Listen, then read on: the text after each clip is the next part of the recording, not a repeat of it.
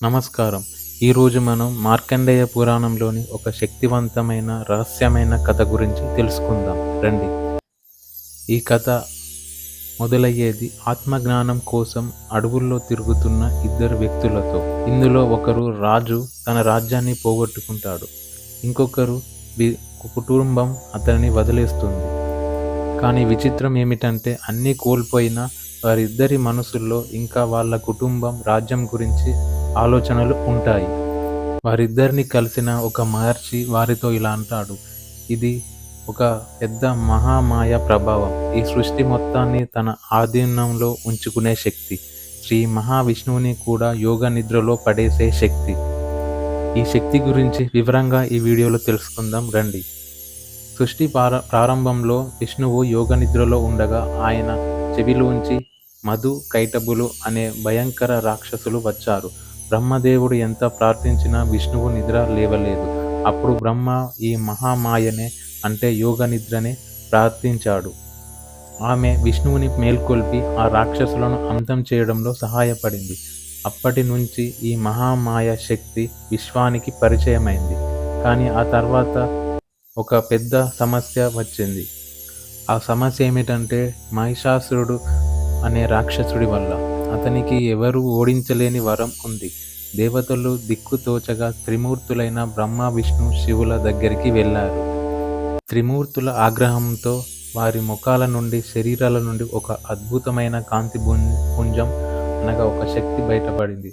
ఆ కాంతులన్నీ కలిసి ఒక దివ్యమైన తేజస్సుతో మెరిసిపోతున్న స్త్రీ రూపాన్ని ధరించాయి. ఆమె పేరు చండికాదేవి.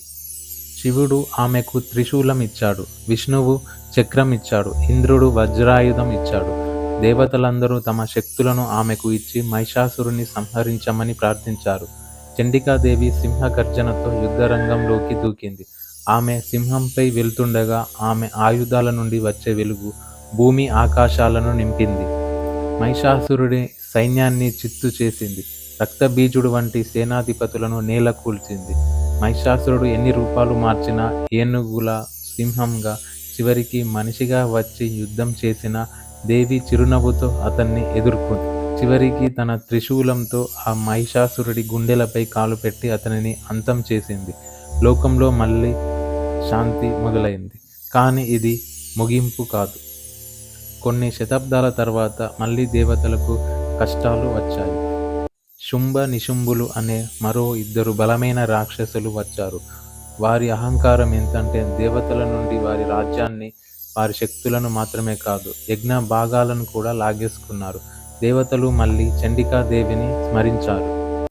ఈసారి పర్వతరాజ పుత్రిక పార్వతీదేవి శరీరం నుండి అద్భుతమైన కాంతితో ఒక దేవత ఉద్భవించింది. ఆమె అందం, తేజస్సు విశ్వాన్ని నింపింది. ఆమెను కౌశికి లేదా అంబికాదేవి అంటారు. ఆమె శరీరం నుండి భయంకరమైన నల్లని రూపంతో, ఎర్రటి నాలుకతో, పుర్రెల దండతో కాళికాదేవి కూడా బయటికి వచ్చింది. ఈ లోకం ఇంతటి శక్తిని ఎప్పుడూ చూసి ఉండదు.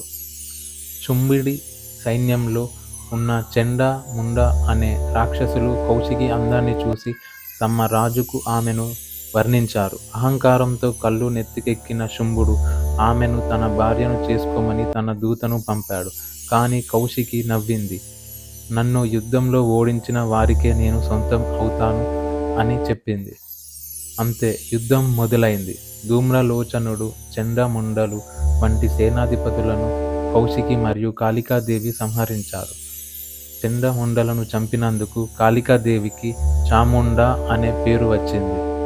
శుంభుడు కోపంతో తన మొత్తం సైన్యాన్ని తీసుకువచ్చాడు. అప్పుడు ఒక అద్భుతం జరిగింది. దేవతలందరి లోపల నుండి వారి శక్తులు స్త్రీ రూపంలో బయటికి వచ్చాయి. బ్రహ్మని, మహేశ్వరి, వైష్ణవి, నరసింహి, ఐంద్రి ఇలా ఎందరో దేవతలు శక్తులు యుద్ధరంగంలోకి దిగారు. కానీ వారందరినీ నిలువరించిన ఒక రాక్షసుడు ఉన్నాడు. అతని పేరు రక్తబీజుడు. వాడి రక్తం భూమిపై పడితే ప్రతి రక్తపు బొట్టు నుండి మరో రక్తబీజుడు పుడతాడు. ఇది ఒక అంతులేని పెద్ద సమస్య. అప్పుడు చండికాదేవి కాళికాదేవిని పిలిచి రక్తబీజుడి రక్తం ఒక్క బొట్టు కూడా భూమిపై పడకుండా తాగమని చెప్పింది. కాళికాదేవి తన భయంకరమైన నాలుకతో ప్రతి రక్తపు బొట్టు తాగుతూ రక్తబీజులందరినీ మింగేసింది. ఈ విధంగా రక్తబీజుడు అంతమయ్యాడు. రక్తబీజుడు చనిపోవడంతో శుంభ నిశుంభులు మాత్రమే మిగిలారు. చండికాదేవి ఒక అద్భుతం చేసింది. తనలో ఉన్న అన్ని దేవతా శక్తులను తనలోకి కలిపేసుకుంది. అప్పుడు ఆమె మళ్ళీ ఒంటరిగా కానీ అనంతమైన శక్తితో శుంభ నిశుంభులను ఎదుర్కొంది. భీకర యుద్ధం తర్వాత నిశుంభుడిని ఆపై శుంభుడిని కూడా సంహరించింది. విశ్వం మొత్తం శాంతించింది. దేవతలు ఆనందంతో అమ్మవారిని కీర్తించారు. ఆ మహామాయ చండికాదేవి అవసరమైనప్పుడు మళ్ళీ అవతరిస్తూనే ఉంటుందని అభయం ఇచ్చింది. ఈ కథ విన్న ఆ ఇద్దరు అనగా రాజు మరియు వ్యాపారి దేవిని పూజించి మోక్షం పొందారు. చూశారా? ఈ విధంగా మార్కండేయ పురాణంలోని దేవీ మహాత్మ్యం కేవలం రాక్షస సంహార కథ కాదు. ఇది స్త్రీ శక్తికి ప్రతీక. మనలోని అజ్ఞానాన్ని, అహంకారాన్ని, ప్రతికూల శక్తులను అమ్మవారు ఎలా అంతం చేస్తుందో తెలియజేస్తుంది. మనలోని దివ్యత్వాన్ని, మనలోని దేవీ శక్తిని మేల్కొల్పమని గుర్తు చేస్తుంది. ఈ అద్భుతమైన కథ మీకు నచ్చిందని ఆశిస్తున్నాను. ఇలాంటి కథలను వినడానికి మరిన్ని వీడియోల కోసం సబ్స్క్రైబ్ చేసుకోండి మరియు లైక్ చేయండి, కామెంట్ చేయండి.